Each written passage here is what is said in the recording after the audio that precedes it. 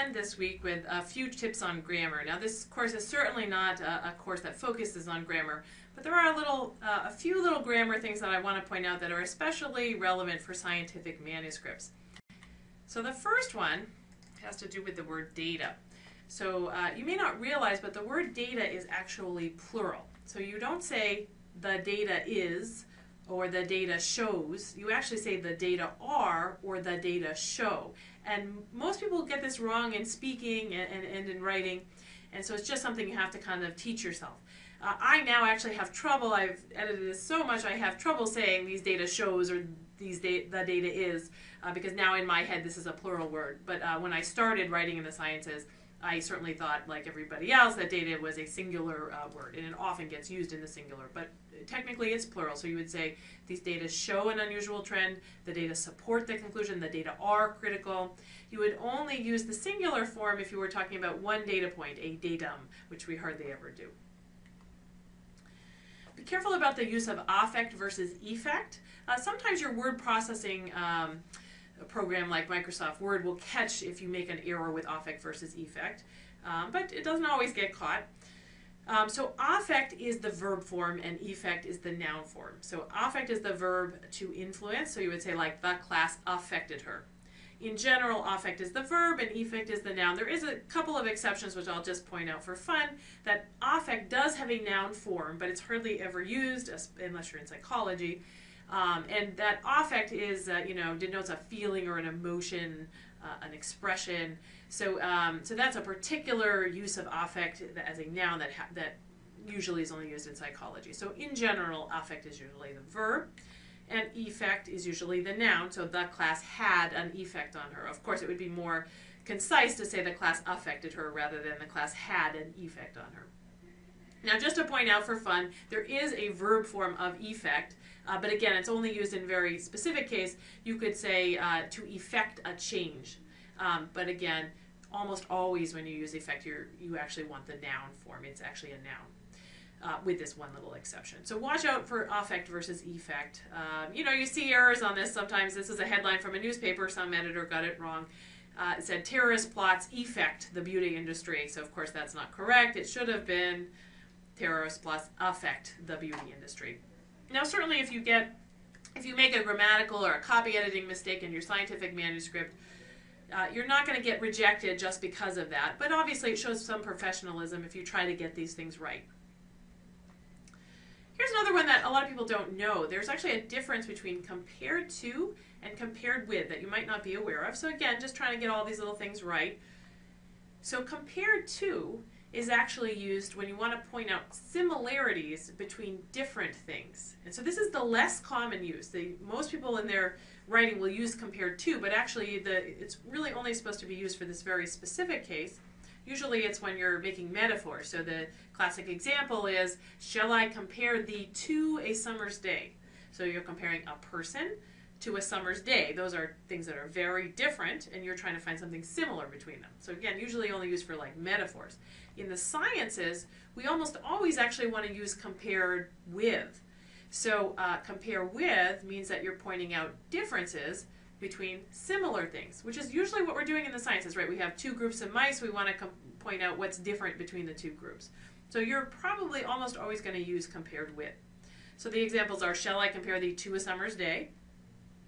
But if you were doing something comparing tumors, for example, you're probably going to use compared with. So brain tumors are relatively rare compared with more common cancers, such as those of the lung, breast, and prostate. So tumors and tumors are similar things, and we're trying to find differences in their frequency. So that's a compared with case. The use of that and which often gets confused. So pay attention to this one. I edit this one a lot. So that is used when you have a restrictive clause, and which is used when you have a non-restrictive clause. So you can actually recognize when which is appropriate because you're going to be setting things off with commas. So what's the difference between these two? Well, if you say the vial that contained her RNA was lost, you're saying, well, the vial that contained her RNA was lost, the vial that contained her DNA was not, right? You're saying that there is many vials and you're telling me specifically which one.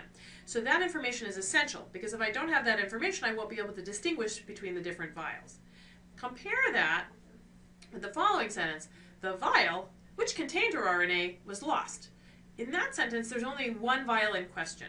We know, everybody knows what vial we're talking about, and what follows the which is just some extra information that the vial, which happened to contain her DNA, or her RNA, that's non-essential information, set off by commas, was lost. So there's only one vial in question in that sentence. I'll give you some more examples of that versus which. So for example, this was a sentence I had to edit. It said, other disorders which have been found to co-occur with diabetes include heart disease and foot problems. Well, the have been found to occur with diabetes is actually essential material, so there shouldn't be a which there, it should be a that. Because other disorders, you couldn't set that off with parentheses, it's essential information. Other disorders that have been found to co-occur. That, you need that clause in there, so therefore it's a that case. If it was non-essential information set off with commas, then you could use a which. So the key question is your clause essential or non-essential? And you usually can tell that do I want to set it off with commas or not? If you want to set it off with commas, it's usually non-essential. So the essential clause, when you use that, it cannot be eliminated without changing the meaning of the sentence. So if you were to take out what follows that, you would actually change the meaning of the sentence. The non-essential clause, you could eliminate that stuff that's in parentheses, or not in parentheses and within commas, without altering the basic meaning of the sentence. So that's a which case. A few more examples. So like if you said the bike that is broken is in the garage, that tells you that the bike that's broken is in the garage, the one that's working fine is on the driveway, right? It identifies one bike out of many. So that's essential information, or we wouldn't know what bike you were talking about. Compare that with the bike, which is broken, is in the garage. So this is just adding an extra piece of information about the one bike in question. So everybody knows we're only talking about this one bike, and here's some extra information about it. So again, because it's not essential, it's set off with commas. That's really the way that you can get this right, is if you're setting something off with commas, use which, and if you're not setting it off with commas, use that. And Strunk and White, again, in that cute little book, Elements of Style, that's really worth a read if you have time. They say, careful writers, watchful for small conveniences, go witch hunting, remove the defining witches, and by doing so, improve their work. And just to show you that even some of the best writers get these little grammar things wrong, the late physicist Richard Feynman was a wonderful writer, also a wonderful researcher. I'll be using examples from his writing in this course of examples of good writing. But here's something he had written. When we say we are a pile of atoms, we do not mean we are merely a pile of atoms, because a pile of atoms which is not repeated from one to the other might well have the possibilities which you see before the mirror. And notice there's two whiches in there. Notice they're not set off with commas. Those are actually essential pieces. So actually both of those should have been that's. So even the best of us get these things wrong occasionally, but pay attention, try to get them right when you can. One more little example. Stroke incidence data are obtained from sources which use the ICD classification systems. Now notice in the original, this was something I was editing, the authors actually did set it off with a comma, so they thought they needed a which. But actually you can see when you read that the pause there is funny. There really shouldn't be a pause. This is not extra information. If you just stop the sentence at sources, it's a really funny sentence, right? Would you just say stroke incidence data are obtained from sources? No, we need more information. That information is essential. So that actually should have a that and should not have a comma there. That clause is essential, so use that. So you should say stroke incidence data are obtained from sources that use the ICD classification systems. So watch out for that in your writing. One last one to pay attention for that people often get wrong is you don't want to use they or their when the subject of your sentence is singular. Make sure you have agreement there.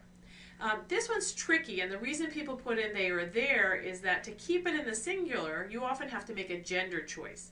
And that's problematic. So, you know, do I say his or do I say her? So here's an example. If you were to say each student worries about their grade, that would be incorrect because each student is singular, their is plural.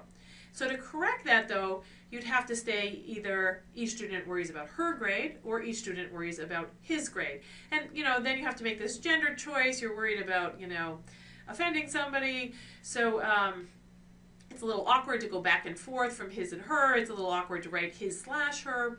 So my recommendation in general, when you find yourself in this situation where you're tempted to use the plural so that you can avoid gender, is just to turn the subject, turn the whole sentence into the plural. So, for example, rewrite this as all students worry about their grades. And that way you don't have to make that singular choice.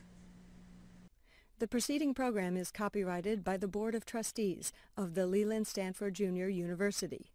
Please visit us at med.stanford.edu.